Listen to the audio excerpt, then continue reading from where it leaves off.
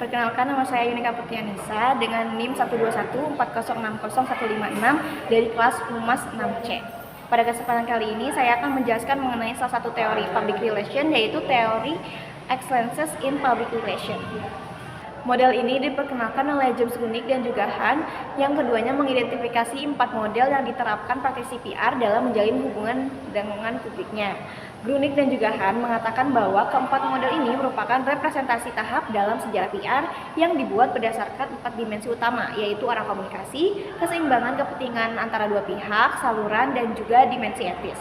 Nah, keempat model tersebut adalah yang pertama, model press agentry atau publisitas. Model ini merupakan model yang menggunakan komunikasi satu arah atau one way communication dari organisasi kepada publiknya. Pada model ini, praktisi PR lebih banyak melakukan propaganda atau kampanye untuk tujuan publisitas media yang menguntungkan pihaknya, karena pada dasarnya press agentry ini merupakan kegiatan publisitas. Lalu model yang kedua adalah model public information. Model ini juga merupakan komunikasi satu arah, sama seperti model press agentry, yaitu one way communication. Model ini digagas oleh Grunig dan juga Han setelah terinspirasi oleh salah satu pionir public relation, yaitu Ivy Lee Betterly di awal abad ke-20. Tujuan model ini yaitu untuk membangun kepercayaan publik melalui komunikasi satu arah dengan memberikan informasi kepada publik, tetapi tidak mementingkan persuasif untuk merubah sikap. Biasanya organisasi yang menggunakan model ini cenderung untuk memberikan informasi mengenai organisasinya tanpa memedulikan feedback dari publiknya. Lalu yang ketiga ada model two-way asymmetric. Berbeda dengan dua model yang awal, model two-way asymmetric ini sesuai dengan namanya telah menggunakan komunikasi dua arah antara organisasi dengan publiknya. Meski telah menggunakan komunikasi dua arah, tetapi model two-way asymmetric ini lebih mengarahkan strategi komunikasi organisasi untuk mempengaruhi publik untuk beradaptasi dengan organisasi, bukan sebaliknya. Model ini beranggapan bahwa praktisi public relation dapat membantu organisasi mempersuasi publik agar berpikir dan bertindak seperti yang dikehendaki oleh organisasi.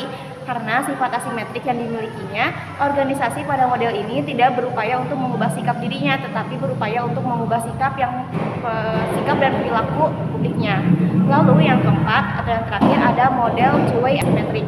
Model ini sebenarnya berangkat dari mindset bahwa public relation sebagai penggunaan komunikasi untuk memanipulasi publik agar mendapatkan keuntungan dari organisasi. Maka model press agentry, public information, dan two-way asymmetric masih bersifat asimetris yang berupaya untuk mengubah perilaku publik tanpa dibarengi upaya untuk mengubah perilaku organisasi.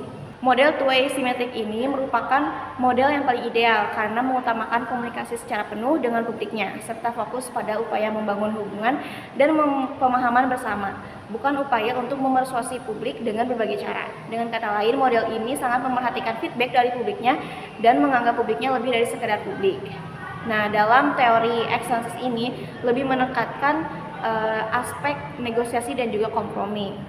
Secara garis besar, model-model di atas merupakan gambaran praktisi PR berkomunikasi dengan publiknya. Apabila diberikan pertanyaan mengenai manakah model yang paling terbaik, hal ini akan sulit untuk dijawab karena menggunakan model-model tersebut dalam organisasi bergantung dengan faktor-faktor dan keadaan organisasinya sendiri.